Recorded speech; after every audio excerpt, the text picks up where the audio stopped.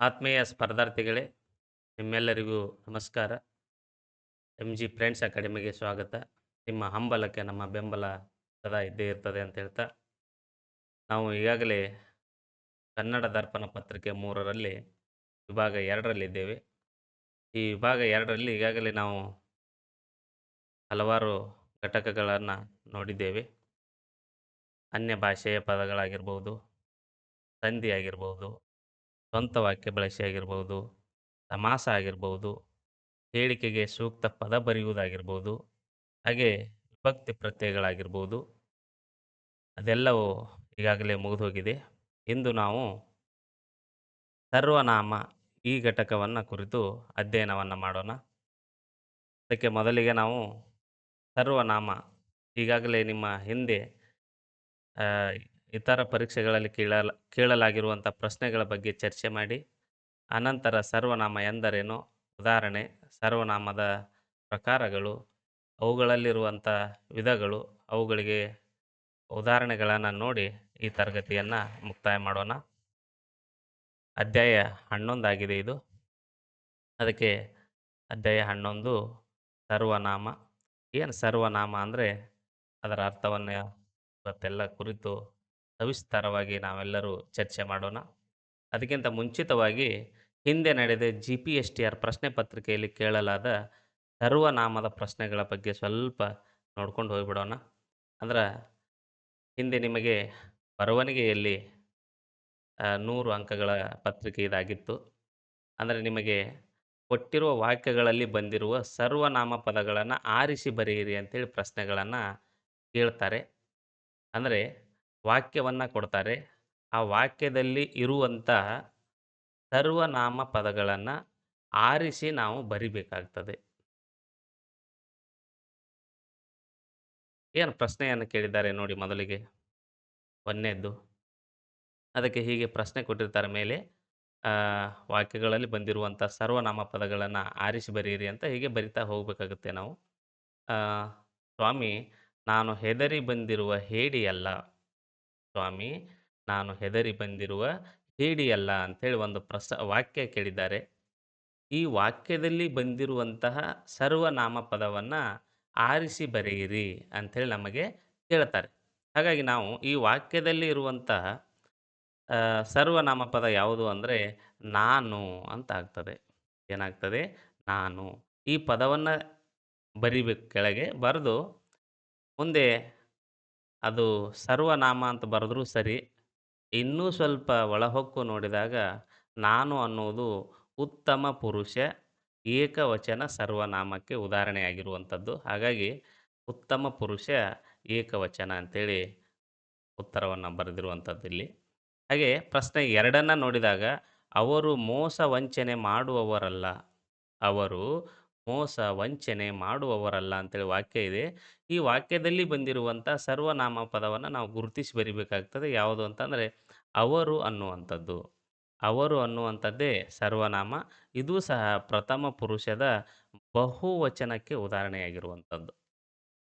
ಪ್ರಥಮ ಪುರುಷದ ಬಹುವಚನಕ್ಕೆ ಇದು ಉದಾಹರಣೆಯಾಗಿದೆ. ಹಾಗೆ ಪ್ರಶ್ನೆ 3ನ್ನು ನಾವು ನೋಡಿದಾಗ ಗೌರಿ ನನ್ನ ತಂಗಿಗೆ ಪುಸ್ತಕವನ್ನು ಕೊಟ್ಟಳು. ಗೌರಿ ನನ್ನ ತಂಗಿಗೆ ಪುಸ್ತಕವನ್ನು ಕೊಟ್ಟಳು ಅನ್ನುವಂಥ ಒಂದು ವಾಕ್ಯ ಇದೆ. ಈ ವಾಕ್ಯದಲ್ಲಿ ಸರ್ವನಾಮ ಯಾವುದು ಅಂತಂದರೆ ನನ್ನ ಅನ್ನುವುದೇ ಸರ್ವನಾಮಕ್ಕೆ ಉದಾಹರಣೆಯಾಗಿರುವಂಥದ್ದು. ನನ್ನ. ಅದಕ್ಕೆ ಈ ನನ್ನ ಅನ್ನುವುದು ಯಾವುದಕ್ಕೆ ಉದಾಹರಣೆ ಅಂತಂದರೆ ಉತ್ತಮ ಪುರುಷದ ಏಕವಚನಕ್ಕೆ ಉದಾಹರಣೆ.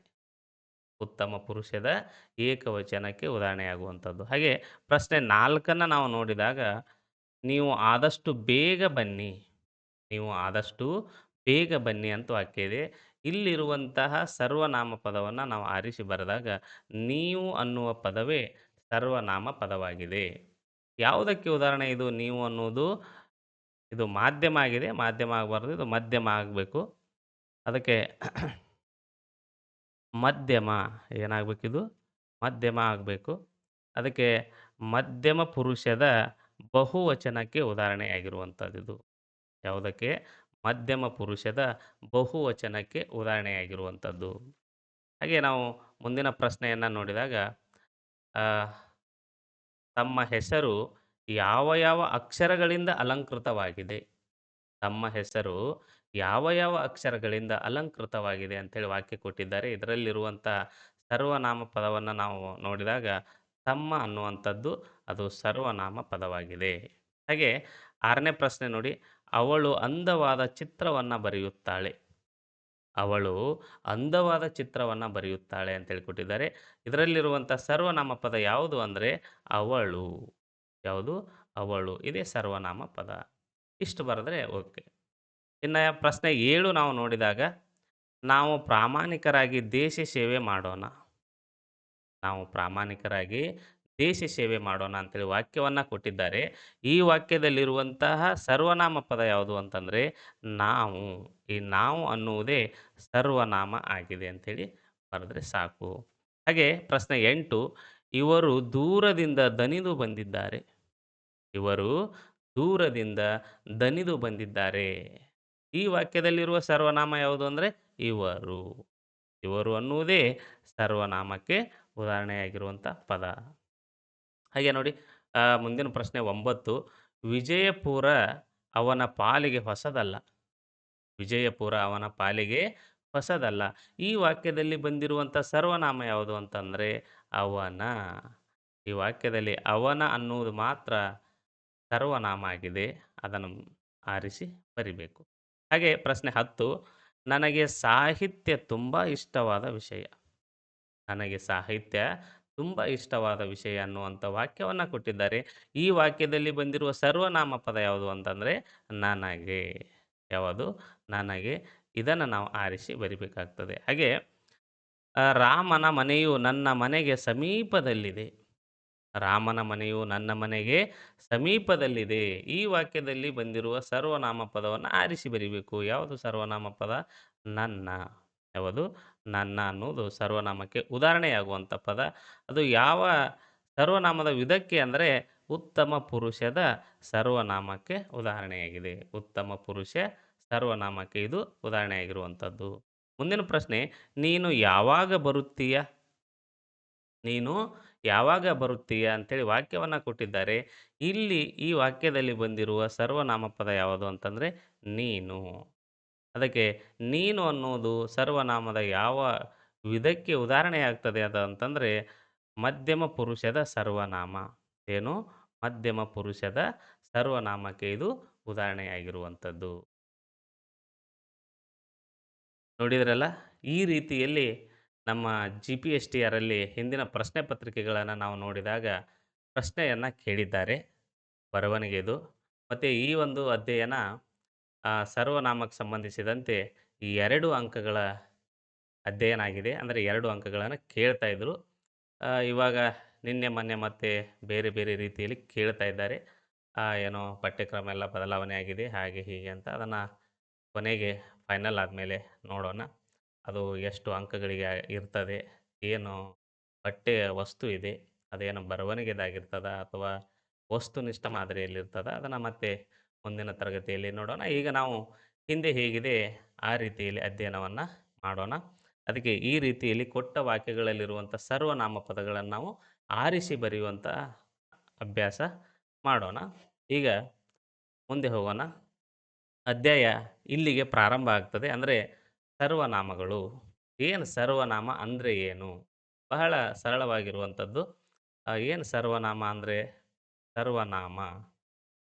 ಸರ್ವನಾಮ. ಏನು ಸರ್ವನಾಮ ಅಂದರೆ ಅದರ ಅರ್ಥವನ್ನು ನಾವು ನೋಡಿದಾಗ ಒಂದು ವಾಕ್ಯದಲ್ಲಿ ಪದೇ ಪದೇ ನಾಮಪದಗಳನ್ನು ಬಳಸಿದಾಗ ಬರವಣಿಗೆಯ ಸ್ವಾರಸ್ಯ ಕೆಡುವುದರ ಜೊತೆಗೆ ಬೇಸರ ತರಿಸಬಹುದು. ಯಾವುದೇ ಒಂದು ವಾಕ್ಯದಲ್ಲಿ ನಾಮಪದ ಮತ್ತೆ ಮತ್ತೆ ಬಳಕೆಯಾದರೆ ಪದೇ ಪದೇ ನಾಮಪದವನ್ನು ಬಳಸ್ತಾ ಹೋದರೆ ಬರವಣಿಗೆಯ ಸ್ವಾರಸ್ಯ ಅನ್ನುವಂಥದ್ದು ಕೆಡಬಹುದು. ಮತ್ತು ಓದುಗನಿಗೆ ಅದು ಇಷ್ಟ ಆಗದೇ ಇರಬಹುದು. ಜೊತೆಗೆ ಅದು ಓದುಗರಿಗೆ ಬೇಸರವನ್ನು ತರಬಹುದು. ಹಾಗಾಗಿ ಆ ನಾಮಪದದ ಬದಲಿಗೆ ಬಳಕೆಗೊಂಡು ಅದೇ ಅರ್ಥವನ್ನು ಕೊಡುವ ಇತರ ಪದಗಳಿಗೆ ಅಥವಾ ಇತರ ನಾಮಗಳಿಗೆ ನಾವೇನಂತೇಳಿ ಕರಿಬೇಕು? ಸರ್ವನಾಮಗಳು ಅಥವಾ ಸರ್ವನಾಮ ಪದ ಅಂತೇಳಿ ಕರಿತೇವೆ ನೋಡಿ. ಆಗ ಆಯಾ ನಾಮಪದಗಳ ಸ್ಥಾನದಲ್ಲಿ ಮತ್ತೊಂದು ನಾಮ ಬಂದು ನಿಲ್ಲುವುದಕ್ಕೆ ಸರ್ವನಾಮ ಎನ್ನುವರು. ಪದೇ ಪದೇ ನಾಮಪದಗಳನ್ನು ಬಳಸುವ ಬದಲಿಗೆ ಬೇರೊಂದು ನಾಮ ಬಂದು ಅಲ್ಲಿ ನಿಂತರೆ ಅದನ್ನು ನಾವು ಸರ್ವನಾಮ ಅಂತೇವೆ. ಸರಳವಾಗಿ ಹೇಳಬೇಕಂತಂದರೆ ನಾಮಪದಗಳ ಬದಲಿಗೆ ಬಳಕೆಗೊಂಡು ಅದೇ ಅರ್ಥವನ್ನು ಕೊಡುವ ಇತರ ನಾಮಗಳಿಗೆ ಸರ್ವನಾಮ ಎನ್ನುವರು. ನಾಮಪದದ ಬದಲಿಗೆ ಈ ಪದ ಬಳಕೆಗೊಳ್ಳುತ್ತದೆ ಸರ್ವನಾಮಪದ. ಮತ್ತು ನಾಮಪದದ ಅರ್ಥವನ್ನೇ ಅದು ಕೊಡ್ತದೆ. ನಾಮಪದದ ಬದಲಿಗೆ ಬಳಕೆಗೊಳ್ತದೆ. ಅದೇ ಅರ್ಥವನ್ನು ಕೊಡುವಂಥ ಇತರ ನಾಮಗಳೇನಿದ್ದಾವಲ್ಲ ಅವುಗಳಿಗೆ ನಾವು ಸರ್ವನಾಮ ಅಂತೇಳಿ ಗುರುತಿಸಬೇಕು, ಕರಿಬೇಕು. ಇದಿಷ್ಟು. ಸರ್ವನಾಮ ಅಂದರೆ ಏನು? ಏನು ಸರ್ವನಾಮ ಅಂದರೆ ನಾಮಪದದ ಬದಲಿಗೆ ಬಳಕೆಗೊಂಡಿರ್ತದೆ. ಅದೇ ಅರ್ಥವನ್ನು ಕೊಡ್ತಿರ್ತದೆ. ಅಂಥ ಪದ ಯಾವುದು ಅಂದರೆ ಅದೇ ಸರ್ವನಾಮ ಪದ ಆಗಿರ್ತದೆ ಅನ್ನುವಂಥದ್ದು. ಈಗ ಉದಾಹರಣೆಯನ್ನು ನೋಡೋಣ, ನಿಮಗೆ ಇನ್ನಷ್ಟು ಸ್ಪಷ್ಟ ಆಗ್ತದೆ. ನೋಡಿ ಇಲ್ಲಿ ಉದಾಹರಣೆಗಳನ್ನು ನೋಡ್ತಾ ಹೋಗೋಣ ಒಂದೊಂದಾಗಿ. ಒಂದು, ರಾಜು ಕಾಡಿಗೆ ಹೋದನು. ರಾಜು ಕಾಡಿಗೆ ಹೋದನು. ಇಲ್ಲಿ ನಾಮಪದ ಯಾವುದು ಅಂತಂದರೆ ರಾಜು. ಇಲ್ಲಿ ನಾಮಪದ ಯಾವುದು? ರಾಜು ಆಗಿದೆ. ಅದಕ್ಕೆ ರಾಜು ಕಾಡಿಗೆ ಹೋದನು, ಅವನು ಕಟ್ಟಿಗೆಯನ್ನು ತೆಗೆದುಕೊಂಡು ಬಂದನು. ಒಂದು ವಾಕ್ಯ ಇದೆ.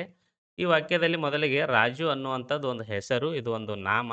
ಅದಕ್ಕೆ ನಾಮಪದ ಅಂತ ಗುರುತಿಸ್ತೇವೆ. ಈ ರಾಜು ಇದೆಯಲ್ಲ, ರಾಜು ಕಾಡಿಗೆ ಹೋದನು, ರಾಜು ಕಟ್ಟಿಗೆಯನ್ನು ತೆಗೆದುಕೊಂಡು ಬಂದನು. ಹೀಗೆ ರಾಜು ಅನ್ನುವ ಬದಲಿಗೆ ರಾಜು ಅನ್ನುವಂಥ ಅರ್ಥವನ್ನೇ ಕೊಡುವ ಇನ್ನೊಂದು ಪದವನ್ನು ಬಳಸಿಕೊಂಡಿದ್ದೇವೆ. ಯಾವುದು? ಅವನು. ಇಲ್ಲಿ ಅವನು, ರಾಜು ಕಾಡಿಗೆ ಹೋದನು, ಅವನು ಕಟ್ಟಿಗೆಯನ್ನು ತೆಗೆದುಕೊಂಡು ಬಂದನು. ಅಂದರೆ ಅವನು ಅಂದರೆ ಯಾರು ಅರ್ಥ ಇಲ್ಲಿ? ರಾಜು ಅಂತಲೇ ಅರ್ಥವನ್ನು ಕೊಡ್ತದೆ. ಹೀಗೆ ನಾಮಪದದ ಬದಲಿಗೆ ಬಳಕೆಗೊಂಡರೂ ಅದೇ ಅರ್ಥವನ್ನು ಕೊಡುವ ಇತರ ನಾಮಗಳಿಗೆ ಏನಂತೇಳಿ ಕರಿಬೇಕು? ಸರ್ವನಾಮ ಅಂತೇಳಿ ಕರಿತೇವೆ. ಈ ವಾಕ್ಯದಲ್ಲಿರುವ ಸರ್ವನಾಮ ಯಾವುದು ಅಂತಂದರೆ ಅವನು ಇದೆಯಲ್ಲ, ಈ ಅವನು ಅನ್ನುವುದೇ ಸರ್ವನಾಮ ಪದ ಆಗಿರ್ತದೆ. ಹಾಗೆ ಇನ್ನೊಂದು ಉದಾಹರಣೆಯನ್ನು ನೋಡಿ. ಶಿಕ್ಷಕರು ಶಾಲೆಗೆ ಹೋದರು, ಅವರು ಪಾಠವನ್ನು ಹೇಳಿಕೊಟ್ಟರು. ಶಿಕ್ಷಕರು ಶಾಲೆಗೆ ಹೋದರು, ಅವರು ಪಾಠವನ್ನು ಹೇಳಿಕೊಟ್ಟರು ಅನ್ನುವಂಥ ವಾಕ್ಯವನ್ನು ನಾವು ಗಮನಿಸಿದಾಗ ಶಿಕ್ಷಕರು ಶಾಲೆಗೆ ಹೋದರು. ಶಿಕ್ಷಕರು ಇಲ್ಲಿ ನಾಮಪದ. ಶಿಕ್ಷಕರು ನಾಮಪದ. ಈ ಶಿಕ್ಷಕರು ಅನ್ನುವ ಪದದ ಬದಲಿಗೆ ಒಂದು ಪದ ಬಳಕೆಯಾಗಿದೆ. ಯಾವುದು ಅಂತಂದರೆ ಅವರು. ಅವರು. ಆದರೆ ಅರ್ಥ ಅದೇ ಶಿಕ್ಷಕರದೇ ಕೊಡ್ತದೆ ನೋಡಿ. ಶಿಕ್ಷಕರು ಶಾಲೆಗೆ ಹೋದರು, ಶಿಕ್ಷಕರ ಪಾಠವನ್ನು ಹೇಳಿಕೊಟ್ಟರು ಅಂದ್ರೂ ಒಂದೇ ಅರ್ಥ. ಶಿಕ್ಷಕರು ಶಾಲೆಗೆ ಹೋದರು, ಅವರು ಪಾಠವನ್ನು ಹೇಳಿಕೊಟ್ಟರು ಅಂದರೂ ಅದೇ ಅರ್ಥ. ಇಲ್ಲಿ ಅವರು ಅಂದರೆ ಯಾರು? ಶಿಕ್ಷಕರಂತಲೇ ಅರ್ಥವನ್ನು ಕೊಡ್ತದೆ. ಹಾಗೆ ನಾಮಪದದ ಬದಲಿಗೆ ಬಳಕೆಗೊಳ್ಳುತ್ತದೆ ಮತ್ತು ಅದೇ ಅರ್ಥವನ್ನು ಕೊಡ್ತದೆ. ಅಂಥ ಪದ ಆಗಿದ್ದರೆ ಅದನ್ನು ನಾವು ಸರ್ವನಾಮ ಅಂತೇಳಿ ಗುರುತಿಸಬೇಕು. ಮುಂದೆ, ರೈತರು ದಿನಾಲು ಹೊಲಕ್ಕೆ ಹೋಗುತ್ತಾರೆ. ರೈತರು ದಿನಾಲು ಹೊಲಕ್ಕೆ ಹೋಗುತ್ತಾರೆ, ಅವರು ಕೆಲಸವನ್ನು ಮಾಡುತ್ತಾರೆ. ರೈತರು ದಿನಾಲು ಹೊಲಕ್ಕೆ ಹೋಗುತ್ತಾರೆ, ಅವರು ಕೆಲಸವನ್ನು ಮಾಡುತ್ತಾರೆ. ರೈತರು ನಾಮಪದ. ಇಲ್ಲಿ ನಾಮಪದದ ಬದಲಿಗೆ ಬಳಕೆಗೊಂಡಿರುವಂಥ ಪದ ಅವರು. ಅಂದರೆ ಅವರು ಕೆಲಸವನ್ನು ಮಾಡುತ್ತಾರೆ. ಅವರು ಅಂದರೆ ಯಾರಿಲ್ಲಿ? ರೈತರು. ಅದಕ್ಕೆ ನಾವು ಹೇಳೋದು ನಾಮಪದದ ಬದಲಿಗೆ ಬಳಕೆಗೊಳ್ಳುತ್ತದೆ, ಆದರೆ ಅರ್ಥ ಮಾತ್ರ ಅದೇ ಕೊಡುವಂಥ ನಾಮ ಆಗಿರುತ್ತದೆ. ಅಂಥವುಗಳಿಗೆ ನಾವು ಏನಂತ ಕರಿಬೇಕು? ಸರ್ವನಾಮಪದ ಅಂತೇಳಿ ಗುರುತಿಸಬೇಕು. 4ನೇ ಉದಾಹರಣೆಯನ್ನು ನೋಡೋಣ. ಸೀತಾ ರಾಮನೊಂದಿಗೆ ಕಾಡಿಗೆ ಹೋದಳು, ಅಲ್ಲಿ ಅವಳು ತುಂಬ ಕಷ್ಟಪಟ್ಟಳು. ಸೀತಾ ರಾಮನೊಂದಿಗೆ ಕಾಡಿಗೆ ಹೋದಳು, ಅಲ್ಲಿ ಅವಳು. ಅಲ್ಲಿ ಅವಳು. ಅವಳು ಅಂದರೆ ಯಾರಪ್ಪ ಇಲ್ಲಿ? ಸೀತಾ. ನಾಮಪದ. ಇಲ್ಲಿ ಸೀತಾ ಬಳಕೆಯಾಗಿದೆ, ಇಲ್ಲಿ ಅವಳು ಬಳಕೆಯಾಗಿದೆ. ಆದರೆ ನಾಮಪದದ ಬದಲಿಗೆ ಬಳಕೆಯಾಗಿರುವುದು ಅವಳು. ಅವಳು ಅಂದರೆ ಅದೇ ಅರ್ಥ. ಏನು? ಸೀತಾ ಅಂತಲೇ ಅರ್ಥ. ಹೀಗೆ ನಾಮಪದದ ಬದಲಿಗೆ ಬಳಕೆಗೊಂಡು ಅದೇ ಅರ್ಥವನ್ನು ಕೊಡುವ ಇತರ ನಾಮಪದಗಳಿಗೆ ಸರ್ವನಾಮ ಅಂತೇಳಿ ಕರಿಬೇಕಾಗ್ತದೆ. ಇದಿಷ್ಟು ಸರಳವಾಗಿರುವಂಥದ್ದು. ಇನ್ನು ಮುಂದೆ ನೋಡೋಣ. ಈಗ ಸರ್ವನಾಮ ಎಂದರೇನು ಉದಾಹರಣೆಯನ್ನು ನಾವು ತಿಳಿದುಕೊಂಡೆವು. ಈಗ ಸರ್ವನಾಮಗಳಲ್ಲಿ ಎಷ್ಟು ವಿಧಗಳಿದ್ದಾವೆ? ಸರ್ವನಾಮಗಳಲ್ಲಿ ಎಷ್ಟು ವಿಧಗಳು 4 ವಿಧಗಳಿದ್ದಾವೆ. ಎಷ್ಟು ವಿಧಗಳು? 4. ಸರ್ವನಾಮಗಳಲ್ಲಿ ಮುಖ್ಯವಾಗಿರುವಂಥ ವಿಧಗಳು 3 ವಿಧಗಳು ಮಾತ್ರ. ಎಷ್ಟು ವಿಧ? 3 ವಿಧಗಳು. ಸರ್ವನಾಮಗಳಲ್ಲಿ 3 ವಿಧ ಅಂತ ಹೇಳ್ತಾರೆ. ಪುರುಷಾರ್ಥಕ ಸರ್ವನಾಮ, ಆತ್ಮಾರ್ಥಕ ಸರ್ವನಾಮ, ಪ್ರಶ್ನಾರ್ಥಕ ಸರ್ವನಾಮ. ಇವು 3 ಅಂತ ಹೇಳ್ತಾರೆ. ಇನ್ನು ನಮ್ಮ ಪರೀಕ್ಷೆಯ ದೃಷ್ಟಿಯಲ್ಲಿ ಇನ್ನೂ ಒಂದು ಬರ್ತದೆ. ಅದು ನಿರ್ದೇಶನಾತ್ಮಕ ಸರ್ವನಾಮ ಅಥವಾ ದರ್ಶಕ ಸರ್ವನಾಮ ಅಂತೇಳಿ ಕರಿತೇವೆ. ಪಠ್ಯಪುಸ್ತಕಗಳಲ್ಲೆಲ್ಲ 3 ಕೊಟ್ಟಿದ್ದಾರೆ. ಆ, ಪುರುಷಾರ್ಥಕ ಸರ್ವನಾಮ, ಆತ್ಮಾರ್ಥಕ ಸರ್ವನಾಮ, ಪ್ರಶ್ನಾರ್ಥಕ ಸರ್ವನಾಮ ಅಂತೇಳಿ. ಆದರೆ ಇನ್ನು ಕೆಲವು ಪುಸ್ತಕಗಳಲ್ಲಿ ದರ್ಶಕ ಸರ್ವನಾಮ ಒಂದಿದೆ ಅಂತೇಳಿ 4 ವಿಧವನ್ನು ಮಾಡಿದ್ದಾರೆ. ಅದನ್ನು 4ನೇ ವಿಧವನ್ನು ಕೆಲವು ವ್ಯಾಕರಣ ತಜ್ಞರು, ಆ, ಕವಿಗಳು, ಸಾಹಿತಿಗಳು 4ನೇದರ ಅವಶ್ಯಕತೆ ಇಲ್ಲ, ದರ್ಶಕ ಸರ್ವನಾಮ ಇಲ್ಲ ಅಂಥೇಳಿ ಒಪ್ಕೊಂಡಿಲ್ಲ.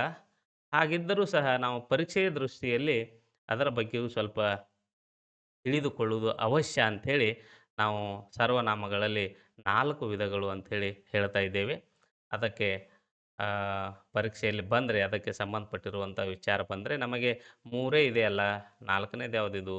ದರ್ಶಕ ಅಂದ್ರೇನು ಅಥವಾ ನಿರ್ದೇಶನಾತ್ಮಕ ಅಂದ್ರೇನು ಗೊತ್ತೇ ಇಲ್ವಲ್ಲ ಅನ್ನೋ ಥರ ಆಗಬಾರ್ದು ಅಂಥೇಳಿ ಇದನ್ನು ಸಹ ನಾವು ಹಾಕ್ಕೊಂಡಿದ್ದೇವೆ. ಅಂದರೆ ಸರ್ವನಾಮಗಳಲ್ಲಿ ಎಷ್ಟು ವಿಧಗಳು ಅಂದರೆ ನಮಗೆ 4 ವಿಧಗಳು ಅಂತೇಳಿ ಗೊತ್ತಿರಬೇಕು. ಅದರ ಒಂದೊಂದಾಗಿ ನಾವು ನೋಡ್ತಾ ಹೋಗೋಣ. ಮೊದಲಿಗೆ ಆ, 1ನೇದ್ದು ಯಾವುದು? ಸರ್ವನಾಮಗಳಲ್ಲಿ 4 ವಿಧಗಳು. ಅದರಲ್ಲಿ ಮೊದಲ ವಿಧ ಯಾವುದು ಅಂತಂದರೆ ಪುರುಷಾರ್ಥಕ ಸರ್ವನಾಮ. ಏನು? ಪುರುಷಾರ್ಥಕ. ಏನು ಪುರುಷಾರ್ಥಕ ಅಂದರೆ ಹಿನ್ನೆಲೆಯಲ್ಲಿ ಪುರುಷಗಳ ಹಿನ್ನೆಲೆಯಲ್ಲಿ ವರ್ಗೀಕರಣಗೊಂಡ ಸರ್ವನಾಮಗಳೇ ಪುರುಷಾರ್ಥಕ ಸರ್ವನಾಮಗಳು. ಪುರುಷಗಳ ಹಿನ್ನೆಲೆಯಲ್ಲಿ ವರ್ಗೀಕರಣಗೊಂಡ ಸರ್ವನಾಮಗಳೇ ಪುರುಷಾರ್ಥಕ ಸರ್ವನಾಮಗಳು. ಏನು ಪುರುಷ ಅಂದರೆ ಏನು? ಪುರುಷ ಎಂದರೆ ವ್ಯಾಕರಣದಲ್ಲಿ ಮಾತು ಯಾರ ಬಗ್ಗೆ ಇದೆ ಎಂಬುದನ್ನು ಸೂಚಿಸುವುದು ಪುರುಷ. ಪುರುಷಾರ್ಥಕ ಅಂತ ಕರಿತೀವಲ್ಲ, ಏನು ಪುರುಷಾರ್ಥಕ ಅಥವಾ ಪುರುಷ ಅಂದರೆ ವ್ಯಾಕರಣ ಭಾಷೆಯಲ್ಲಿ ನಾವು ಪುರುಷ ಅಂದರೆ ಮಾತು ಯಾರ ಬಗ್ಗೆ ಇದೆ ಎಂಬುದನ್ನು ಹೇಳುವುದು. ಮಾತು ನಾವು ಮಾತನಾಡುವಾಗ ಮಾತಾಡ್ತೇವೆ. ಆ ಮಾತು ಯಾರಿಗೆ ಸಂಬಂಧಪಟ್ಟಿದೆ, ಯಾರ ಬಗ್ಗೆ ಇದೆ ಅಂಥೇಳಿ ಸೂಚಿಸುವುದಕ್ಕೆ ನಾವೇನಂತ ಕರಿಬೇಕು? ಪುರುಷ. ಅದಕ್ಕೆ ಪುರುಷಾರ್ಥಕ ಸರ್ವನಾಮ. ಇಲ್ಲಿ ಉದಾಹರಣೆಗಳನ್ನು ನೋಡ್ತಾ ಹೋಗೋಣ. ನಾನು, ನಾವು ಬಹುವಚನ. ಏಕವಚನ ನೀನು, ಮತ್ತೆ ಅದರ ಬಹುವಚನ ನೀವು. ಅವನು, ಅವಳು, ಅದು ಬಹುವಚನ ಅವು ಅನ್ನುವಂಥದ್ದು.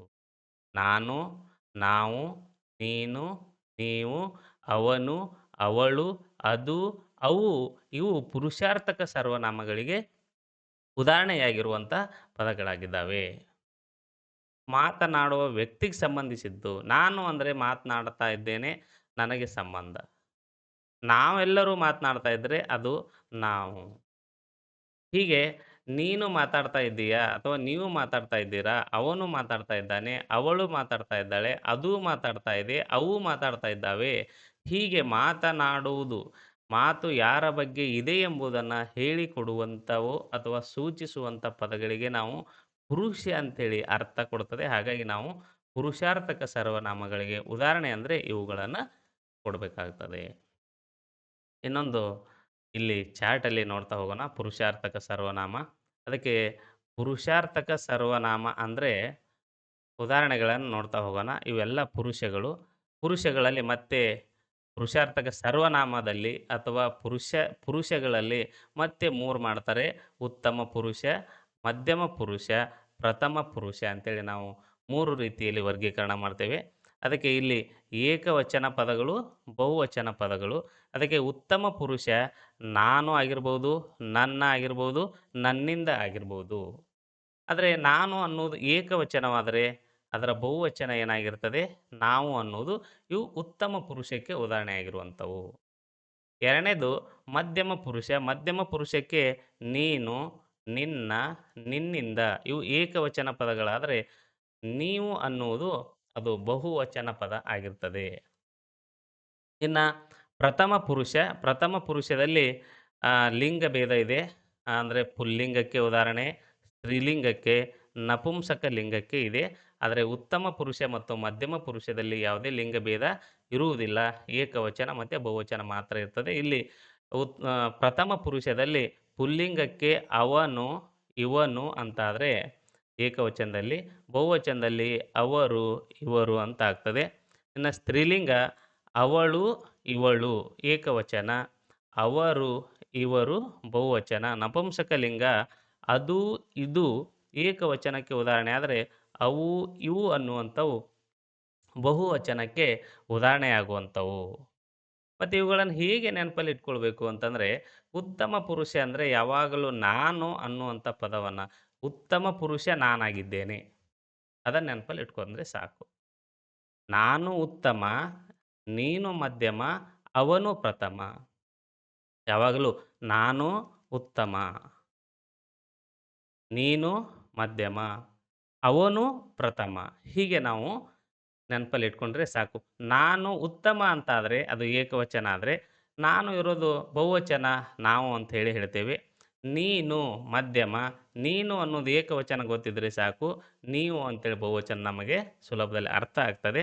ಇನ್ನು ಪ್ರಥಮ ಪುರುಷದಲ್ಲಿ ಅವನು ಅಂತ ಹೇಳಿದ್ನಲ್ಲ, ಅವನು ಪುಲ್ಲಿಂಗದಲ್ಲಿ, ಅವಳು ಸ್ತ್ರೀಲಿಂಗದಲ್ಲಿ, ಅದು ನಪುಂಸಕ ಲಿಂಗದಲ್ಲಿ, ಇವು ಏಕವಚನದಲ್ಲಿ ಗೊತ್ತಿದ್ರೆ ಬಹುವಚನದಲ್ಲಿ ಅವರು, ಅವು ಅನ್ನುವಂಥದ್ದು ನಮಗೆ ಸುಲಭದಲ್ಲಿ ಅರ್ಥ ಆಗ್ತದೆ. ಅದಕ್ಕೆ ನಾನು ಉತ್ತಮ ಅನ್ನುವ ಪದ ಯಾವತ್ತೂ ನಮ್ಮ ತಲೆಯಲ್ಲಿ ಇರಬೇಕು. ಪುರುಷಾರ್ಥಕ ಸರ್ವನಾಮಗಳಲ್ಲಿಯೇ 3 ವಿಧಗಳು: ಉತ್ತಮ ಪುರುಷ, ಮಧ್ಯಮ ಪುರುಷ, ಪ್ರಥಮ ಪುರುಷ.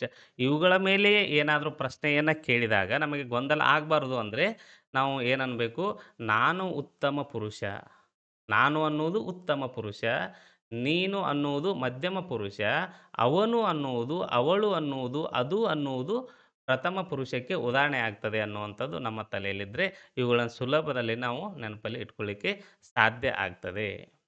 ಅದಕ್ಕೆ ಏಕವಚನ ಗೊತ್ತಿದ್ದರೆ ಅವುಗಳ ಬಹುವಚನವನ್ನು ಸರಳವಾಗಿ ನಾವು ಮಾಡ್ತೇವೆ.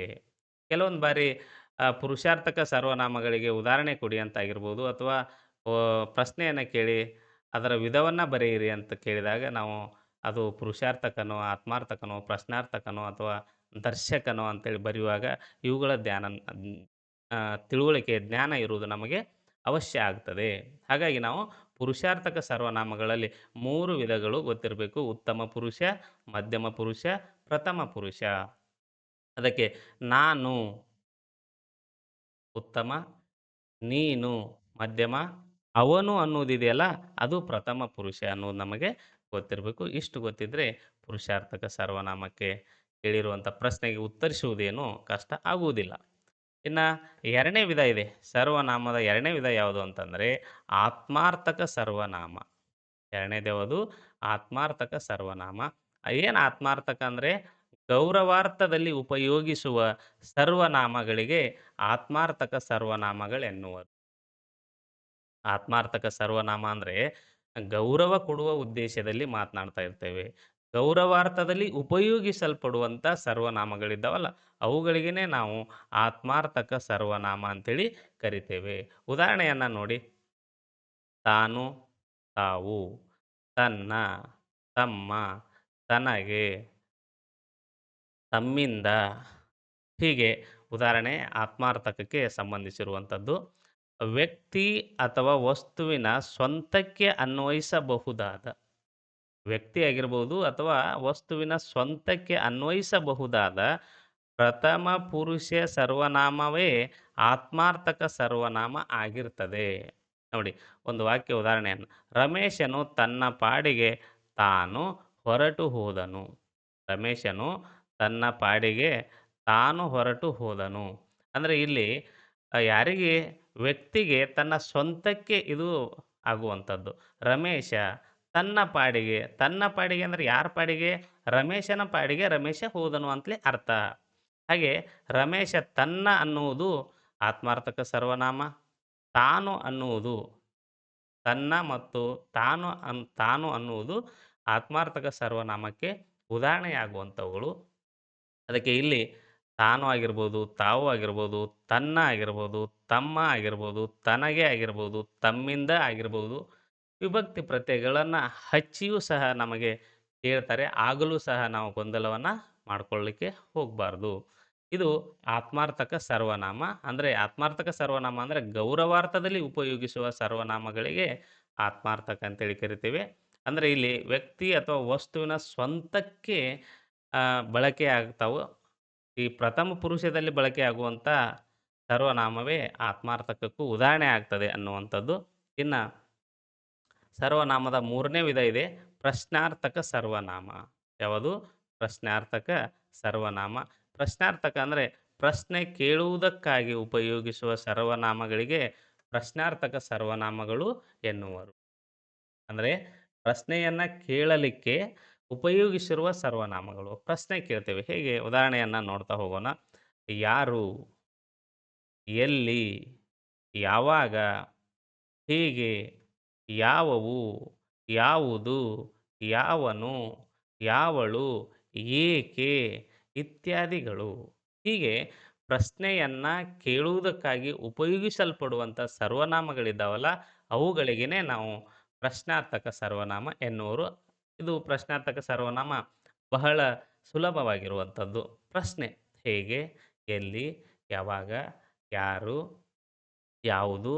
ಏನು? ಈ ರೀತಿಯಲ್ಲಿ ಬಂದರೆ ಅವುಗಳನ್ನು ನಾವು ಪ್ರಶ್ನಾರ್ಥಕ ಚಿಹ್ನೆಯನ್ನು ಕೊಟ್ಟಿದ್ದರೆ, ಪ್ರಶ್ನೆ ಮಾಡುವಂಥ ಪದ ಆಗಿದ್ದರೆ, ಪ್ರಶ್ನೆ ಕೇಳುವುದಕ್ಕಾಗಿ ಉಪಯೋಗಿಸಲ್ಪಟ್ಟಿದ್ದರೆ, ಅಂಥ ಸರ್ವನಾಮಗಳಿಗೆ ನಾವು ಪ್ರಶ್ನಾರ್ಥಕ ಸರ್ವನಾಮಗಳು ಅಂತೇಳಿ ಕರಿಬೇಕಾಗ್ತದೆ. ಇನ್ನು ಮುಂದಿನದು 4ನೇದ ಅಂತ ಹೇಳಿದ್ನಲ್ಲ, ಅದು ನಿರ್ದೇಶನಾತ್ಮಕ ಅಥವಾ ದರ್ಶಕ ಸರ್ವನಾಮ ಅಂತೇಳಿ ಕರಿತೇವೆ. ನಿರ್ದೇಶನಾತ್ಮಕ ಅಥವಾ ದರ್ಶಕ ಸರ್ವನಾಮ ಅಂತೇಳಿ ಕರಿತೇವೆ. ಏನು ಹಾಗೆ ಅಂದರೆ, ವ್ಯಕ್ತಿ, ವಸ್ತು, ಸ್ಥಳಗಳನ್ನು ಸ್ಪಷ್ಟವಾಗಿ ನಿರ್ದೇಶಿಸುವಂತಿದ್ದರೆ, ವ್ಯಕ್ತಿ ಆಗಿರ್ಬೋದು, ವಸ್ತು ಆಗಿರ್ಬೋದು, ಸ್ಥಳ ಆಗಿರ್ಬೋದು, ಅವುಗಳನ್ನು ಸ್ಪಷ್ಟವಾಗಿ ನಿರ್ದೇಶಿಸಲ್ಪಡುವಂತಿದ್ದರೆ ಅದನ್ನು ನಾವು ದರ್ಶಕ ಸರ್ವನಾಮ ಅಂಥೇಳಿ ಕರಿಬೇಕು. ಉದಾಹರಣೆಯನ್ನು ನೋಡ್ತಾ ಹೋದರೆ, ಆ ಮತ್ತು ಈ ಎನ್ನುವಂಥದ್ದು ದರ್ಶಕ. ಅದಕ್ಕೆ ಆ ಅಂದರೆ ಅಲ್ಲಿ ಅನ್ನುವಂಥದ್ದು, ಈ ಅಂದರೆ ಇಲ್ಲಿ ಅನ್ನುವಂಥದ್ದು. ಅವನು, ಅವರು, ಅವು, ಇದು, ಇವನು, ಈ, ಇವಳು ಅಂದರೆ ಹತ್ತಿರ ಮತ್ತು ದೂರ. ಅದಕ್ಕೆ ದರ್ಶಕ ಸರ್ವನಾಮಗಳಲ್ಲಿ ಮತ್ತೆ 2 ವಿಧಗಳನ್ನಾಗಿ ಮಾಡ್ತಾರೆ. ಒಂದು ಸಮೀಪ ದರ್ಶಕ, ಇನ್ನೊಂದು ದೂರದರ್ಶಕ ಅಂತೇಳಿ. ಸಮೀಪದಲ್ಲಿ ಇರುವಂಥ ವ್ಯಕ್ತಿ, ವಸ್ತು, ಸ್ಥಳಗಳನ್ನು ಸೂಚಿಸುವಂಥ ಪದಗಳು ಅವು ಸಮೀಪ ದರ್ಶಕ ಸರ್ವನಾಮಗಳಾಗಿರ್ತವೆ. ಇನ್ನು ದೂರದಲ್ಲಿರುವಂಥದ್ದು ಅವುಗಳನ್ನು ದೂರದಲ್ಲಿರುವ ವ್ಯಕ್ತಿ, ವಸ್ತು, ಸ್ಥಳಗಳನ್ನು ಗುರುತಿಸಲಿಕ್ಕೆ ಬಳಕೆಯಾಗುವಂಥ ಸರ್ವನಾಮಗಳು ದೂರದರ್ಶಕ ಸರ್ವನಾಮಗಳು ಅಂತೇಳಿ ಕರಿತಾ ಹೋಗ್ತವೆ. ಅಂದರೆ ದರ್ಶಕದಲ್ಲಿ ಸ್ಪಷ್ಟವಾಗಿ ಅದು ನಮಗೆ ತೋರಿಸ್ತಾ ಇದ್ದರೆ, ಈ ವ್ಯಕ್ತಿ, ಈ ವಸ್ತು, ಈ ಸ್ಥಳ ಅಂತೇಳಿ ನಮಗೆ ಸ್ಪಷ್ಟವಾಗಿ ನಿರ್ದೇಶನವನ್ನು ಕೊಡ್ತಾ ಇದ್ದರೆ, ತೋರಿಸ್ತಾ ಇದ್ದರೆ, ಅದು ಸಮೀಪ ದರ್ಶಕ ಆಗಿರ್ತದೆ. ದೂರದಲ್ಲಿರುವ ವ್ಯಕ್ತಿ, ಆ ವ್ಯಕ್ತಿ, ಅವನು, ಅವಳು, ಅದು, ಆ ಊರು, ಆ ಸ್ಥಳ, ಆ ವ್ಯಕ್ತಿ ಹೀಗೆ ನಾವು ಬಳಕೆ ಮಾಡ್ತೀವಲ್ಲ, ದೂರದಲ್ಲಿರುವಂಥ ವ್ಯಕ್ತಿ, ವಸ್ತು, ಸ್ಥಳಗಳ ಬಗ್ಗೆ ನಿರ್ದೇಶನ ನೀಡುವಂತಿದ್ದರೆ ಅದು ದೂರದರ್ಶಕ ಸರ್ವನಾಮಕ್ಕೆ ಉದಾಹರಣೆ ಆಗಿರ್ತವೆ. ನೋಡಿ ಇಲ್ಲಿ ಆ ಮತ್ತು ಈ ಅನ್ನುವಂಥದ್ದು ಬಹಳ ಮುಖ್ಯ. ಆ ಕೇಶಿರಾಜ ಹಾಕಿಕೊಟ್ಟ ಬುನಾದಿ ಮೇಲೆ ಈ ಹೊಸ ಕನ್ನಡ ವ್ಯಾಕರಣ ನಿಂತಿದೆ. ಆ ಕೇಶಿರಾಜ ಹಾಕಿಕೊಟ್ಟ ಬುನಾದಿ ಮೇಲೆ ಈ ಹೊಸಗನ್ನಡ ವ್ಯಾಕರಣ ನಿಂತಿದೆ. ಆ ಕೇಶಿರಾಜ ಅಂದರೆ ಯಾರು? ಆ ಕೇಶಿರಾಜ ಅಂದರೆ ಅವನು ಕೇಶಿರಾಜ ಅಂತ. ಈ ಹೊಸಗನ್ನಡ ಅಂದರೆ ಈಗಿರುವ ಹೊಸಗನ್ನಡ ಇದೆಯಲ್ಲ, ಈ ವ್ಯಾಕರಣ ಅದರ ಆಧಾರದ ಮೇಲೆ ನಿಂತಿದೆ ಅಂತ. ಅಂದರೆ ಆ ಮತ್ತು ಈ ದೂರದಲ್ಲಿದ್ದರೆ ಆ ಅಂದರೆ ಕೇಶಿರಾಜ ಆ ಹಿಂದೆ ಇದ್ದ ಅಂತ. ಈ ಅಂದರೆ ಈಗ ಹೊಸಗನ್ನಡಕ್ಕೆ ಸಂಬಂಧಿಸಿರುವಂಥದ್ದು. ಹಾಗೆ ಉದಾಹರಣೆ ನೋಡಿ, ಈ ದೇಶಕ್ಕೆ ಆ ಭಯೋತ್ಪಾದಕರಿಂದ ಆತಂಕವಿದೆ. ಈ ದೇಶಕ್ಕೆ ಆ ಭಯೋತ್ಪಾದಕರಿಂದ ಆತಂಕವಿದೆ. ಈ ದೇಶಕ್ಕೆ ನಮ್ಮ ದೇಶ. ಆ ಭಯೋತ್ಪಾದಕರು ಅವರು ಭಯೋತ್ಪಾದಕರು ಅನ್ನೋ ಅರ್ಥವನ್ನು ಕೊಡ್ತದೆ. ಅದಕ್ಕೆ ಆ ಮತ್ತು ಈ ಅನ್ನುವಂಥದ್ದು ಮುಖ್ಯವಾಗಿರ್ತದೆ. ಅವನು ಅವಳು, ಅದು, ಅವು ಅನ್ನುವಂಥದ್ದು ದೂರದರ್ಶಕ ಅಂತ ಹೇಳಿದೆ. ಅದಕ್ಕೆ ಕೆಲವು ವ್ಯಾಕರಣಕಾರರು ಈ ದರ್ಶಕ ಸರ್ವನಾಮವನ್ನು ಒಪ್ಕೊಂಡಿಲ್ಲ. ಯಾಕಂತಂದ್ರೆ ಈಗಾಗಲೇ ಅವು ಆ, ಪ್ರ ಪ್ರಥಮ ಪುರುಷದಲ್ಲಿ ಬಂದ್ಬಿಟ್ಟಿದ್ದಾವೆ. ಅವನು, ಅವಳು, ಅದು, ಅವು ಇಂಥ ಎಲ್ಲ ಪದಗಳು. ಅದಕ್ಕೆ ಮತ್ತೆ ಯಾಕೆ ಇಲ್ಲಿ ದರ್ಶಕ ಬೇಕು ಅಂತ ಕೆಲವರು ವಾದ ಇದೆ. ಆದರೆ ಪರೀಕ್ಷೆಗಳಲ್ಲಿ ಕೇಳಿದರೆ ನಮಗೆ ಗೊತ್ತಿರಲಿ ಅಂತೇಳಿ ನಾವು ಇಲ್ಲಿ ಹಾಕೊಂಡಿದ್ದೇವೆ. ಅದಕ್ಕೆ ದೂರದಲ್ಲಿರುವ ವ್ಯಕ್ತಿ, ವಸ್ತು, ಸ್ಥಳಗಳನ್ನು ಸೂಚಿಸುವಂಥದ್ದು. ಅಂದರೆ ಆ ವ್ಯಕ್ತಿ, ಆ ಸ್ಥಳ, ಅವನು, ಅವಳು, ಅದು, ಅವು ಅವೆಲ್ಲ ದೂರದರ್ಶಕ ಸರ್ವನಾಮಗಳಿಗೆ ಉದಾಹರಣೆ. ಇಲ್ಲಿ ಈ, ಇವನು, ಇವಳು, ಇದು, ಈ ವಸ್ತು, ಈ ಸ್ಥಳ, ಈ ಶಾಲೆ, ಈ ದೇಶ, ಈ ರಾಜ್ಯ ಅಂತ ಮಾತನಾಡ್ತಾ ಇರ್ತಿದ್ವಲ್ಲ, ಅವುಗಳಿಗೆ ಸಮೀಪದರ್ಶಕ ಸರ್ವನಾಮಗಳು ಅಂತೇಳಿ ನಾವು ಕರಿತಾ ಹೋಗ್ತೇವೆ. ಇದಿಷ್ಟು ಸರ್ವನಾಮದ 4 ವಿಧಗಳು. ಅಂದರೆ ಒಂದೊಂದಾಗಿ ನಾವು ಇನ್ನೊಂದು ಬಾರಿ ನೋಡಿಬಿಡೋಣ. ಅಂದರೆ ಪುರುಷಾರ್ಥಕ ಸರ್ವನಾಮ ಇಲ್ಲಿದ್ದಾವೆ ನೋಡಿ. ಪುರುಷಾರ್ಥಕ ಸರ್ವನಾಮ, ಆತ್ಮಾರ್ಥಕ ಸರ್ವನಾಮ, ಪ್ರಶ್ನಾರ್ಥಕ ಸರ್ವನಾಮ, ಇನ್ನೊಂದು ದರ್ಶಕ ಸರ್ವನಾಮ ಅಂತೇಳ್ಬಿಟ್ಟು ಇವುಗಳ ಅರ್ಥ ಮತ್ತು ಉದಾಹರಣೆಗಳನ್ನು ಇಲ್ಲಿ ನೀಡಿದ್ದೇವೆ. ಇವುಗಳ ಬಗ್ಗೆ ನಮಗೆ ಸ್ವಲ್ಪ ಸ್ಪಷ್ಟವಾಗಿರಬೇಕು. ಅಂದರೆ ಪುರುಷಾರ್ಥಕದಲ್ಲಿ ಮಾತ್ರ ಮತ್ತೆ ವಿಧಗಳನ್ನು ಮಾಡಿದ್ದಾರೆ. ಮತ್ತು ಯಾವುದೇ ಆತ್ಮಾರ್ಥಕದಲ್ಲಿ ವಿಧಗಳು ಇಲ್ಲ. ಪ್ರಶ್ನಾರ್ಥಕದಲ್ಲೂ ವಿಧಗಳು ಇಲ್ಲ. ಆದರೆ ದರ್ಶಕದಲ್ಲಿ ಮತ್ತೆ 2 ವಿಧಗಳು. ಒಂದು ಸಮೀಪ ದರ್ಶಕ ಸರ್ವನಾಮ, ಇನ್ನೊಂದು ದೂರದರ್ಶಕ ಸರ್ವನಾಮ ಅಂತೇಳಿ ಸಮೀಪದಲ್ಲಿರುವ ವ್ಯಕ್ತಿ, ವಸ್ತು, ಸ್ಥಳಗಳನ್ನು ನಿರ್ದೇಶಿಸುವಂತಿದ್ದರೆ, ತೋರಿಸುವಂತಿದ್ದರೆ ಅದು ಸಮೀಪ ದರ್ಶಕ ಸರ್ವನಾಮಕ್ಕೆ ಉದಾಹರಣೆಯಾಗಿರ್ತವೆ. ದೂರದಲ್ಲಿರುವ ವ್ಯಕ್ತಿ, ವಸ್ತು, ಸ್ಥಳಗಳ ಬಗ್ಗೆ ನಮಗೆ ನಿರ್ದೇಶನವನ್ನು ನೀಡ್ತಾ ಇದ್ದರೆ ಅವುಗಳಿಗೆ ನಾವು ದೂರದರ್ಶಕ ಸರ್ವನಾಮಗಳು ಅಂತೇಳಿ ಕರಿಬೇಕು. ಅದಕ್ಕೆ ಪುರುಷಾರ್ಥಕದಲ್ಲಿ ಮತ್ತೆ 3: ಉತ್ತಮ ಪುರುಷ, ಮಧ್ಯಮ ಪುರುಷ, ಪ್ರಥಮ ಪುರುಷ. ಉತ್ತಮ ಪುರುಷ ಅಂದರೆ ನಾನು, ಯಾವಾಗಲೂ ನಾನು ಉತ್ತಮನಾಗಿದ್ದೇನೆ, ನಾನು ಉತ್ತಮ ಪುರುಷನಾಗಿದ್ದೇನೆ, ಅವನು ಮಧ್ಯಮನಾಗಿದ್ದಾನೆ, ಇಲ್ಲ ನೀನು ಮಧ್ಯಮನಾಗಿದ್ದೀಯ, ಅವನು ಪ್ರಥಮನಾಗಿದ್ದಾನೆ. ನಾನು ಉತ್ತಮ, ನೀನು ಮಧ್ಯಮ, ಅವನು ಪ್ರಥಮ ಅನ್ನುವುದು ನಮ್ಮ ತಲೆಯಲ್ಲಿದ್ದರೆ ಸಾಕಾಗ್ತದೆ. ಇದಾದ ಮೇಲೆ ಕೊನೆಯದಾಗಿ ಈ ಉತ್ತಮ ಪುರುಷ, ಮಧ್ಯಮ ಪುರುಷ, ಪ್ರಥಮ ಪುರುಷದ ಇನ್ನೊಂದು ಸ್ವಲ್ಪ ಅರ್ಥವನ್ನು ಗಮನಿಸೋಣ. ಇದನ್ನು ನೋಡಿಬಿಟ್ಟು ತರಗತಿಯನ್ನು ಮುಗಿಸೋಣ. ಅದಕ್ಕೆ ಉತ್ತಮ ಪುರುಷ ಅಂದರೆ ಮಾತನಾಡುವ ವ್ಯಕ್ತಿ ತನ್ನನ್ನು ನಿರ್ದೇಶಿಸಿಕೊಳ್ಳುವ ಸರ್ವನಾಮಗಳನ್ನೇ ಉತ್ತಮ ಪುರುಷ ಅಂತೇಳಿ ಕರಿತೇವೆ. ಮಾತನಾಡುವ ವ್ಯಕ್ತಿಗೆ ಸಂಬಂಧಪಟ್ಟಿದ್ದು ಪಟ್ಟಿರುವಂಥವು. ಉದಾಹರಣೆಗೆ ನಾನು, ಬಹುವಚನ ನಾವು. ಇಲ್ಲಿ ನಾನು ಅಂದ ತಕ್ಷಣ ಒಂದೇ ಉದಾಹರಣೆ ಅನ್ಕೋಬಾರ್ದು. ಯಾಕಂತಂದ್ರೆ ಇಲ್ಲಿ ನಾನು ಅನ್ನೋದಿದೆಯಲ್ಲ, ಇವುಗಳಿಗೆ ಎಲ್ಲ ವಿಭಕ್ತಿ ಪ್ರತ್ಯಯವನ್ನು ಹಚ್ಚಿಯೂ ಸಹ ಅವ್ರು ಕೇಳ್ಬೋದು. ನೋಡಿ, ನಾನು, ನನ್ನನ್ನು, ನನ್ನಿಂದ, ನನಗೆ, ನನ್ನ ದೆಸೆಯಿಂದ, ನನ್ನ, ನನ್ನಲ್ಲಿ ಹೀಗೆ ವಿಭಕ್ತಿ ಪ್ರತ್ಯಯವನ್ನು ಹಚ್ಚಿ ಕೊಟ್ಟಾಗಲೂ ಅದು ಯಾವುದಕ್ಕೆ ಉದಾಹರಣೆ ಅಂದರೆ ನಾವು ಉತ್ತಮ ಪುರುಷ ಅಂತಲೇ ಹೇಳಬೇಕಾಗ್ತದೆ. ನಾನು ಅಂದರೆ ಒಂದೇ ಪದನ ಸರ್ ಅನ್ನಬಾರ್ದು.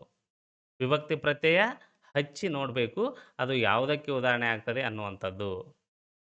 ಅದಕ್ಕೆ ಇಲ್ಲಿಯೂ ಸಹ ಹಾಗೇನೆ ಬಹುವಚನ ನಾವು, ನಮ್ಮನ್ನು, ನಮ್ಮಿಂದ, ನಮಗೆ, ನಮ್ಮ ದಿಶೆಯಿಂದ, ನಮ್ಮ, ನಮ್ಮಲ್ಲಿ ಇಂಥವುಗಳು ಸಹ ಅದು ಉತ್ತಮ ಪುರುಷಕ್ಕೆ ಉದಾಹರಣೆ ಆಗಿರ್ತದೆ. ಅದಕ್ಕೆ ನಾನು ಅನ್ನುವಂಥ ಪದಕ್ಕೆ ನಾವು 7 ಇದು ವಿಭಕ್ತಿ ಪ್ರತ್ಯಯಗಳನ್ನು ಹಚ್ಚಿ ಉಪಯೋಗಿಸಬೇಕು. ಈಗ ಉದಾಹರಣೆಗೆ ನನ್ನಲ್ಲಿ ಒಂದು ಪದ ಕೊಟ್ಟಿದ್ದಾರೆ. ನನ್ನಲ್ಲಿ ಪದವನ್ನು ಕೊಟ್ಟು ಇದು ಕೆಳಗಿನವುಗಳಿಗೆ ಉದಾಹರಣೆಯಾಗಿದೆ.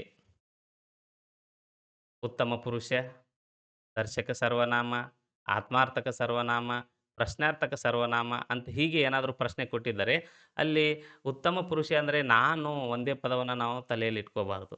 ನಾನು ಹೌದು, ಆದರೆ ನಾನು ಅನ್ನೋದಕ್ಕೇ ವಿಭಕ್ತಿ ಪ್ರತ್ಯಯವನ್ನು ಹಚ್ಚಿಕೊಟ್ಟಿದ್ದಾರೆ ಅವರಷ್ಟೇ. ನನ್ನಲ್ಲಿ, ನನ್ನಿಂದ, ನನಗೆ, ನನ್ನ, ನನ್ನನ್ನು, ಹೀಗೆ ನನ್ನ ದೆಸೆಯಿಂದ, ಹೀಗೆ ಅವು ಎಲ್ಲ ಪದಗಳೂ ಸಹ ಉತ್ತಮ ಪುರುಷಕ್ಕೆ ಉದಾಹರಣೆ ಅಂತೇಳಿ ನಾವು ನೆನಪಲ್ಲಿ ಇಟ್ಕೋಬೇಕಾಗ್ತದೆ. ಅದಕ್ಕೆ ಉತ್ತಮ ಪುರುಷಕ್ಕೆ ನಾನು ಮತ್ತು ಏಕವಚನದಲ್ಲಿ ನಾನು, ಬಹುವಚನದಲ್ಲಿ ನಾವು. ಅಂದರೆ ಯಾರು ಮಾತನಾಡ್ತಾರೆಯೋ ಅವರಿಗೆ ಉತ್ತಮ ಪುರುಷ ಸಂಬಂಧಪಟ್ಟಿರ್ತದೆ. ಮಾತನಾಡುವ ವ್ಯಕ್ತಿ ಯಾರು? ನಾವು ಮಾತನಾಡುವಾಗ ನಮ್ಮ ಎದುರಿಗೆ ಒಬ್ಬರು ಇರ್ತಾರೆ, ನಾನೊಬ್ಬಿರ್ತೇನೆ, ಮತ್ತೊಬ್ಬರು ಇರ್ತಾರೆ. ಅದಕ್ಕೆ ನನಗೆ ಸಂಬಂಧಪಟ್ಟಿರುವಂಥ ಮಾತನಾಡುವ ವ್ಯಕ್ತಿಗೆ ಸಂಬಂಧಪಟ್ಟಿದ್ರೆ ಅದು ಉತ್ತಮ ಪುರುಷ. ನೋಡಿ 2ನೇದು. ಮಧ್ಯಮ ಪುರುಷ. ಮಾತನಾಡುವವನು ತನ್ನ ಮುಂದಿರುವ ವ್ಯಕ್ತಿಯನ್ನ ಕುರಿತು ನಿರ್ದೇಶಿಸುವಂತಿದ್ದರೆ ಅದನ್ನು ನಾವು ಯಾವುದು ಉತ್ತಮ ಪುರುಷ, ಇದು ಮಧ್ಯಮ ಪುರುಷ ಅಂತೇಳಿ ಕರಿಬೇಕಾಗ್ತದೆ. ಮಾತನಾಡುವವನು ತನ್ನ ಮುಂದಿರುವ ವ್ಯಕ್ತಿಯನ್ನ ನಿರ್ದೇಶಿಸುವ ಸರ್ವನಾಮಗಳನ್ನು ಮಧ್ಯಮ ಪುರುಷ ಅಂತೇಳಿ ಕರಿಬೇಕು. ನಾವು ಮಾತನಾಡುವಾಗ ನಮ್ಮ ಎದುರುಗಡೆ ಇರುವಂಥ ವ್ಯಕ್ತಿಯನ್ನ ಕುರಿತು ನಾವು ಮಾತನಾಡ್ತೇವಲ್ಲ, ಆ ಪದಗಳು ಆ ವ್ಯಕ್ತಿಗೆ ಸಂಬಂಧಪಟ್ಟಿರೋದು. "ನೀನು ಹೇಗಿದ್ದೀಯಪ್ಪ? ನೀವು ಹೇಗಿದ್ದೀರಿ? ನೀನೇನು ಮಾಡ್ತಾ ಇದ್ದೀಯಾ? ನೀವೇನು ಮಾಡ್ತಾ ಇದ್ದೀರಿ? ನೀವು ಎಲ್ಲಿದ್ದೀರಿ? ನೀವೆಲ್ಲಿದ್ದೀರಿ?" ಏಕವಚನದಲ್ಲಿ ನೀನು, ಬಹುವಚನದಲ್ಲಿ ನೀವು. ನಾನು ಕೇಳ್ತಾ ಇದ್ದೇನೆ. ಮಾತನಾಡುವ ವ್ಯಕ್ತಿ ನಾ ಮಾತನಾಡ್ತಾ ಇದ್ದೇನೆ, ನನಗೆ ಸಂಬಂಧಪಟ್ಟಿದ್ದರೆ ನಾನು, ನಾವು. ನಾನು ಏಕವಚನದಲ್ಲಿ ನಾನು ಒಬ್ಬನೇ ಮಾತಾಡ್ತಾ ಇದ್ದರೆ ನಾನು. ನಾವೆಲ್ಲರೂ ಕೂಡಿ ಮಾತನಾಡ್ತಾ ಇದ್ದರೆ ನಾವು. ಹಾಗಾಗಿ ಅದಕ್ಕೆ ಮಾತನಾಡುವ ವ್ಯಕ್ತಿಗೆ ಸಂಬಂಧಪಟ್ಟಿದ್ರೆ ಅದು ಉತ್ತಮ ಪುರುಷ. ಮಾತನಾಡುವ ವ್ಯಕ್ತಿಯ ಮುಂದೆ ಒಬ್ಬ ಇರ್ತಾನಲ್ಲ, ನಮ್ಮ ಎದುರುಗಡೆ ಇರ್ತಾರಲ್ಲ, ಅವರನ್ನ ಕುರಿತು ನಾವು ಮಾತನಾಡ್ತಾ ಇದ್ದರೆ ಅಂಥವುಗಳನ್ನ ಮಧ್ಯಮ ಪುರುಷ ಸರ್ವನಾಮ ಅಂತೇಳಿ ಕರಿತೇವೆ. ಅದಕ್ಕೆ ನೀನು, ನೀವು. ನೀನು ಹೇಗಿದ್ದೀಯಾ? ನೀನು ಏನು ಮಾಡ್ತಾ ಇದ್ದೀಯಾ? ಹೀಗೆ ನೀವು ಹೇಗಿದ್ದೀರಿ? ನೀವು ಎಲ್ಲಿದ್ದೀರಿ? ನೀವು ಏನು ಕೆಲಸ ಮಾಡ್ತೀರಿ? ಹೀಗೆ ನಾವು ಮಾತಾಡ್ತೇವಲ್ಲ, ಅದಕ್ಕೆ ಮಾತನಾಡುವವ ತನ್ನ ಮುಂದಿರುವ ವ್ಯಕ್ತಿಯನ್ನ ಕುರಿತು ಮಾತನಾಡುವಾಗ. ನನಗೆ ಸಂಬಂಧಪಟ್ಟಿದ್ರೆ ಉತ್ತಮ. ನಾನು ಮಾತನಾಡ್ತಾ ಇರುವಾಗ ನನ್ನ ಮುಂದೆ ಯಾರಿದ್ದಾರಲ್ಲ ಎದುರುಗಡೆ, ಅವರಿಗೆ ಸಂಬಂಧಪಟ್ಟಿದ್ರೆ ಅದು ಮಧ್ಯಮ ಪುರುಷ ಆಗಿರ್ತದೆ. ಇಲ್ಲೂ ಸಹ ಹಾಗೆ ನೀನು ಮತ್ತು ನೀವು ಅಷ್ಟೇ ಉದಾಹರಣೆ 2 ಅಂತ ಅನ್ಕೋಬಾರ್ದು. ಇವುಗಳಿಗೆ ನಾವು ವಿಭಕ್ತಿ ಪ್ರತ್ಯಯವನ್ನ ಸೇರಿಸಿಯೂ ಸಹ ನಮಗೆ ಪ್ರಶ್ನೆಯನ್ನ ಕೇಳುವಂಥ ಸಾಧ್ಯತೆ ಇರ್ತದೆ. ಅದಕ್ಕೆ ನೀನು, ನಿನ್ನನ್ನು, ನಿನ್ನಿಂದ, ನಿನಗೆ, ನಿನ್ನ ದೆಸೆಯಿಂದ, ನಿನ್ನ, ನಿನ್ನಲ್ಲಿ ಅಂತ ಇದು ಯಾವುದೇ ಪದ ಬಂದ್ರೂ ಅದು ಮಧ್ಯಮ ಪುರುಷ ಅಂತಲೇ ನಾವು ಅರ್ಥ ಮಾಡ್ಕೋಬೇಕು. ನೀವು, ನಿಮ್ಮಿಂದ, ನಿಮ್ಮನ್ನು, ನಿಮಗೆ, ನಿಮ್ಮ ದೆಸೆಯಿಂದ, ನಿಮ್ಮ, ನಿಮ್ಮಲ್ಲಿ ಯಾವ ಬೇಕಿದ್ರೂ ಪದವನ್ನು ಕೊಡ್ಬೋದು. ವಿಭಕ್ತಿ ಪ್ರತ್ಯಯವನ್ನು ಹಚ್ಚಿದಾಗ ನಾವು ಇದು ಯಾವುದಕ್ಕೆ ಅಂತೇಳಿ ಮತ್ತೆ ಗೊಂದಲವನ್ನು ಮಾಡ್ಕೋಬಾರ್ದು. ಅದಕ್ಕೆ ನಾನು, ನಾವು ಗೊತ್ತಿರಬೇಕು. ಅದಕ್ಕೆ ಯಾವುದೇ ರೀತಿ ವಿಭಕ್ತಿ ಪ್ರತ್ಯಯವನ್ನು ಹಚ್ಚಿದರೂ ಸಹ ಅದು ಉತ್ತಮ ಪುರುಷ. ನೀನು, ನೀವು ಗೊತ್ತಿರಬೇಕು. ಅದಕ್ಕೆ ಯಾವುದೇ ರೀತಿಯ ವಿಭಕ್ತಿ ಪ್ರತ್ಯಯವನ್ನು ಹಚ್ಚಿದಾಗಲೂ ಅದು ಮಧ್ಯಮ ಪುರುಷಕ್ಕೆ, ಸರ್ವನಾಮಕ್ಕೆ ಉದಾಹರಣೆ ಅನ್ನೋದು ನಮಗೆ ಗೊತ್ತಿರಬೇಕಾಗ್ತದೆ. ಇನ್ನು ಪ್ರಥಮ ಪುರುಷ ಅಂತ ಹೇಳಿ ಕರಿತೇವೆ. ಪ್ರಥಮ ಪುರುಷ ಮಾತನಾಡುವವನಿಂದ ದೂರವಿರುವ ವ್ಯಕ್ತಿ ಇಲ್ಲವೇ ವಸ್ತುವನ್ನು ನಿರ್ದೇಶಿಸುವ ಸರ್ವನಾಮಗಳನ್ನು ಪ್ರಥಮ ಪುರುಷ ಸರ್ವನಾಮ ಅಂತೇಳಿ ನಾವು ಕರಿಬೇಕು. ಈಗ ಅದೇ 3 ಹೇಳಿದ್ನಲ್ಲ, ಉತ್ತಮ ಪುರುಷ, ಮಧ್ಯಮ ಪುರುಷ, ಪ್ರಥಮ ಪುರುಷ. ಉತ್ತಮ ಅಂದರೆ ಮಾತನಾಡುವ ವ್ಯಕ್ತಿಗೆ ಸಂಬಂಧಿಸಿರುವುದು. ಮಧ್ಯಮ ಅಂದರೆ ಮಾತನಾಡುವವನ ಎದುರುಗಡೆ ಇರುವ ವ್ಯಕ್ತಿಗೆ ಸಂಬಂಧಿಸಿರುವಂಥದ್ದು. ನಾನು ಮಾತನಾಡುವ ವ್ಯಕ್ತಿಗೂ ಸಂಬಂಧ ಇಲ್ಲ, ನನ್ನ ಎದುರುಗಡೆ ಇರುವ ವ್ಯಕ್ತಿಗೂ ಸಂಬಂಧ ಇಲ್ಲ. ಬೇರೆ ಎಲ್ಲೋ ಇರುವ ವ್ಯಕ್ತಿ, ವಸ್ತು, ಸ್ಥಳಗಳನ್ನು ಕುರಿತು ನಾವು ಮಾತನಾಡ್ತಾ ಇದ್ದೇವೆ. ಅವರು ಹಾಗೆ, ಇವರು ಹೀಗೆ, ಅವನು ಹಾಗೆ, ಅವಳು ಹಾಗೆ, ಅದು ಹಾಗೆ, ಅವು ಹಾಗೆ ಅಂತೇಳಿ ಮಾತಾಡ್ತಾ ಇದ್ದೇವಲ್ಲ. ಅಂದರೆ ಈಗ ನಾನು ಮಾತಾಡ್ತಾ ಇದ್ದೇನೆ, ನನ್ನ ಜೊತೆಯಲ್ಲಿ ನನ್ನ ಗೆಳೆಯ ಇನ್ನೊಬ್ಬ ಮಾತಾಡ್ತಾ ಇದ್ದಾನೆ. ನನಗೂ ಸಂಬಂಧಪಟ್ಟಿದ್ದಲ್ಲದು, ನನ್ನ ಗೆಳೆಯನಿಗೂ ಸಂಬಂಧಪಟ್ಟಿರುವುದಲ್ಲ. ಬೇರೆಯವರನ್ನ ಕುರಿತು ನಾವು ಏನು ಮಾತಾಡ್ತಾ ಇರ್ತೇವಲ್ಲ, ಅದು ಪ್ರಥಮ ಪುರುಷಕ್ಕೆ ಉದಾಹರಣೆ ಆಗಿರ್ತದೆ ಅಂತ ಅರ್ಥ ಇಲ್ಲಿ. ಅಂದರೆ ನೋಡಿ ಉದಾಹರಣೆ ಯಾವುವು? ಅವರು, ಅವನು, ಅವಳು, ಅದು, ಅವು, ಇದು, ಇವು ಇವೆಲ್ಲವೂ ಪ್ರಥಮ ಪುರುಷಕ್ಕೆ ಉದಾಹರಣೆಯಾಗುವಂಥ ಪದಗಳು. ಅದಕ್ಕೆ ಮಾತನಾಡುವ ವ್ಯಕ್ತಿಗೆ ಸಂಬಂಧ ಉತ್ತಮ ಪುರುಷ. ಮಾತನಾಡುವವನ ಎದುರುಗಡೆ ಇರುವ ವ್ಯಕ್ತಿಗೆ ಸಂಬಂಧ ಮಧ್ಯಮ ಪುರುಷ. ಮಾತನಾಡುವ ವ್ಯಕ್ತಿಗೂ ಸಂಬಂಧ ಇಲ್ಲ, ಅವನ ಎದುರುಗಡೆ ಇರುವ ವ್ಯಕ್ತಿಗೂ ಸಂಬಂಧ ಇಲ್ಲ, ಬೇರೆ ವ್ಯಕ್ತಿಗೆ ಸಂಬಂಧ ಇದೆ ಅಂತಾದರೆ ಅದು ಪ್ರಥಮ ಪುರುಷ ಅನ್ನೋದನ್ನು ನಾವು ಅರ್ಥ ಮಾಡ್ಕೋಬೇಕಾಗ್ತದೆ. ಹಾಗೆ ಇವುಗಳಿಗೆ ನಾನು ಈಗಾಗಲೇ ಹೇಳಿದ್ದೇನೆ, ವಿಭಕ್ತಿ ಪ್ರತ್ಯಯಗಳನ್ನು ಹಚ್ಚಿಯೂ ಸಹ ಪ್ರಶ್ನೆ ಕೇಳ್ಬೋದು. ಆ ವಿಭಕ್ತಿ ಪ್ರತ್ಯಯವನ್ನು ಹಚ್ಚಿದ ಪದವನ್ನು ಕೊಟ್ಟಾಗಲೂ ನಾವು ಗೊಂದಲವನ್ನು ಮಾಡ್ಕೋಬಾರ್ದು. ಹಾಗಾಗಿ ಈಗ ಉದಾಹರಣೆಗೆ ನೀನು ಇದೆ. ನೀನು ಮಧ್ಯಮ ಪುರುಷ. ನಿನ್ನಿಂದ ಅಂತ ಪದ ಬಂದರೆ, ನಿನ್ನಿಂದ ಅಂತ ಪದ ಕೊಟ್ಟು ಇದು ಯಾವ ಸರ್ವನಾಮಕ್ಕೆ ಉದಾಹರಣೆ? ಉತ್ತಮ ಪುರುಷ, ಮಧ್ಯಮ ಪುರುಷ, ಪ್ರಥಮ ಪುರುಷ, ದರ್ಶಕ ಸರ್ವನಾಮ ಹೀಗೆ ಕೊಟ್ಟರೆ ನಾವು ಅಲ್ಲಿ ಸ್ಪಷ್ಟವಾಗಿ ಬರಿಬೇಕು. ಏನು ನಿನ್ನಿಂದ ಅನ್ನುವುದು ಮಧ್ಯಮ ಪುರುಷಕ್ಕೆ ಸಂಬಂಧಿಸಿರುವಂಥದ್ದು. ನನ್ನಿಂದ ಅಂತ ಏನಾದರೂ ಬಂದರೆ ಅದು ಉತ್ತಮ ಪುರುಷಕ್ಕೆ ಅಂಥೇಳಿ ನಾವು ವಿಭಕ್ತಿ ಪ್ರತ್ಯಯವನ್ನ ಅನ್ವಯಿಸಿ ನೋಡಿ ಅದು ಉದಾಹರಣೆಗೆ ಯಾವ ವಿಧಕ್ಕೆ ಉದಾಹರಣೆ ಆಗ್ತದೆ ಅನ್ನೋದನ್ನು ನಾವು ನೋಡ್ಕೋಬೇಕಾಗ್ತದೆ. ಇದಿಷ್ಟು ಇವತ್ತಿನ ತರಗತಿಯ ಮುಖ್ಯ ವಿಷಯವಾಗಿತ್ತು. ಅಂದರೆ ಸರ್ವನಾಮಗಳು ಅನ್ನುವಂಥದ್ದು. ಅದಕ್ಕೆ ತಾವೆಲ್ಲರೂ ಈ ವಿಡಿಯೋವನ್ನು ಗಮನವಿಟ್ಟು ಆಲಿಸಿ ಅಧ್ಯಯನವನ್ನು ಮಾಡಿ ಅದು 2 ಅಂಕದ್ದಾದರೂ ಬರ್ಬೋದು ಅಥವಾ ಬದಲಾವಣೆಯೂ ಆಗ್ಬೋದು. ಈಗ ಹಾಗೆ ಬದಲಾವಣೆ, ಹೀಗೆ ಬದಲಾವಣೆ ಅಂತ ಇದ್ದರೆ ಹಾಗೇನಾದರೂ ಬದಲಾವಣೆ ಆದರೆ ನಾವು ಮತ್ತೆ ಮುಂದೆ ನೋಡೋಣ. ಈಗಂತೂ ನಮ್ಮ ತರಗತಿ ಹಿಂದೆ ಹೇಗಿತ್ತೋ ಆ ರೀತಿಯಲ್ಲಿ ನಾವು ತರಗತಿಯನ್ನು ಮಾಡ್ತಾ ಇದ್ದೇವೆ. ಬದಲಾವಣೆ ಆದರೆ ಮತ್ತೆ ಆ ಹೊಸ ಬದಲಾವಣೆಗೆ ನಾವು ನೀವು ಒಗ್ಗೂಡೋಣ. ಮತ್ತೆ ಅದಕ್ಕೆ ನಾವು ಸರಿಯಾದ ರೀತಿಯಲ್ಲಿ ಮತ್ತೆ ಮುಂದಿನ ತರಗತಿಯಲ್ಲಿ ಮಾತನಾಡೋಣ ಅಂತ ಹೇಳ್ತಾ ಇವತ್ತಿನ ತರಗತಿಯನ್ನು ಇಲ್ಲಿಗೆ ಮುಗಿಸ್ತೇನೆ. ಮತ್ತೆ ಮುಂದಿನ ತರಗತಿಯಲ್ಲಿ ನಾವು ನೀವು ಭೇಟಿಯಾಗೋಣ ಅಂತ ಹೇಳ್ತಾ ತಮ್ಮೆಲ್ಲರಿಗೂ ಧನ್ಯವಾದಗಳನ್ನು ತಿಳಿಸ್ತಾ ಈ ತರಗತಿಯನ್ನು ಇಲ್ಲಿಗೆ ಮುಕ್ತಾಯ ಮಾಡ್ತೇನೆ.